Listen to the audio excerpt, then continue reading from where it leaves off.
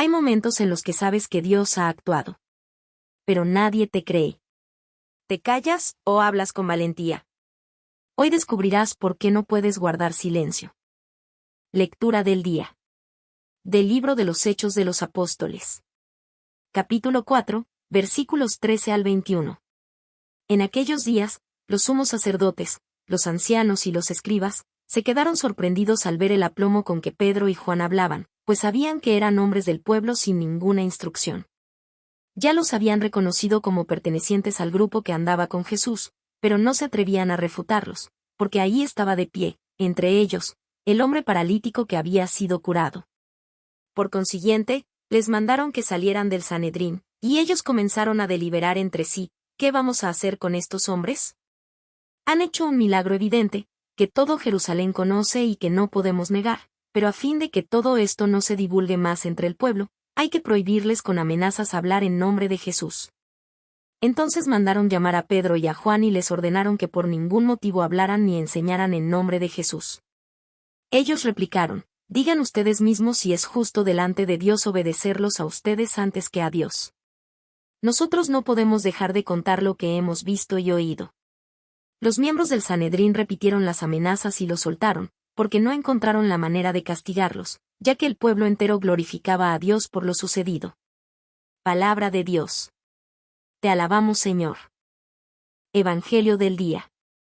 Del Santo Evangelio según San Marcos. Capítulo 16, versículos 9 al 15.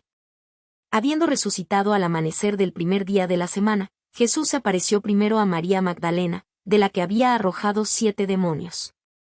Ella fue a llevar la noticia a los discípulos, los cuales estaban llorando, agobiados por la tristeza, pero cuando la oyeron decir que estaba vivo y que lo había visto, no le creyeron. Después de esto, se apareció en otra forma a 2 discípulos, que iban de camino hacia una aldea.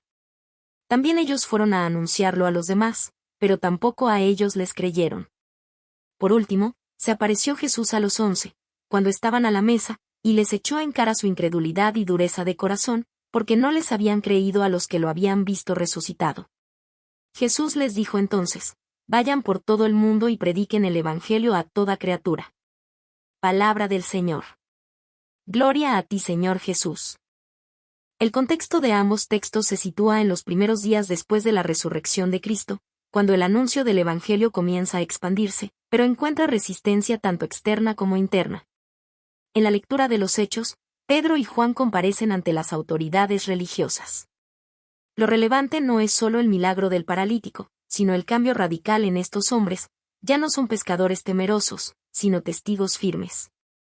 Este contraste evidencia la acción del Espíritu Santo. El elemento clave aquí es la autoridad espiritual frente al poder humano. Los líderes religiosos reconocen el milagro, pero no buscan la verdad, sino controlar el mensaje. Esto revela un conflicto central, obedecer a Dios o someterse a estructuras humanas cuando éstas se oponen a la verdad. En el Evangelio, aparece otro tipo de resistencia, la incredulidad de los propios discípulos. A pesar de múltiples testimonios, no creen. Este detalle es fundamental porque muestra que la fe no surge automáticamente, incluso ante evidencias. El contraste es claro. Por un lado, los apóstoles que ahora no pueden callar lo que han visto. Por otro, los discípulos que inicialmente se resisten a creer. Ambos textos convergen en una enseñanza central. El encuentro con Cristo resucitado transforma al creyente en testigo. Y ese testimonio no depende de aceptación externa. La misión final de Jesús, vayan por todo el mundo, no es opcional. Es la consecuencia directa de haber experimentado la verdad. Hoy la pregunta no es si Dios actúa. La pregunta es si estás dispuesto a hablar de ello. Muchas veces sabes que Dios ha obrado en tu vida. Pero el miedo al rechazo, a la crítica o a no ser creído, te hace callar. Pedro y Juan nos enseñan algo contundente. Cuando has visto la verdad, no puedes vivir como si no la conocieras. Y el Evangelio nos confronta aún más. No basta escuchar, hay que creer. Hoy decide. ¿Vas a dudar o vas a responder? Porque quien realmente ha encontrado a Cristo no puede quedarse en silencio. Suscríbete y camina cada día con la palabra de Dios. Un mensaje puede transformar tu vida.